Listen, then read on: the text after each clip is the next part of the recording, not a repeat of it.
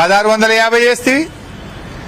కొంతమంది కొత్త పాస్బుక్లు వచ్చినాయి ఈ మధ్య భూమి కొనుక్కున్న వాళ్ళకైతే అసలే పట్టలేవు.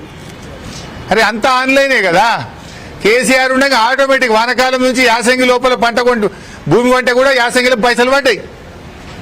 నీ ఎందుకు పట్టలేవు?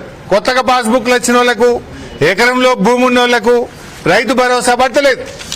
వెరిఫై చేయండి, ప్రతి రైతుకు ఇవ్వండి అని చెప్పి నేను ఈరోజు డిమాండ్ చేస్తా ఉన్నా. చాలా చిత్రాలు ఉన్నాయి ఈ రేవంత్ పాలనలో.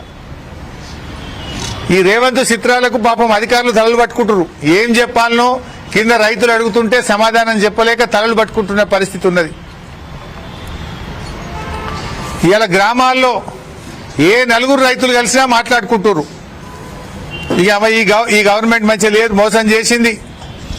ఈ గవర్నమెంట్కు వచ్చే ఎన్నికల్లో గట్టిగా బుద్ధి చెప్పాలని ఇవాళ రైతులందరూ కూడా ఎదురు చూస్తున్నారు.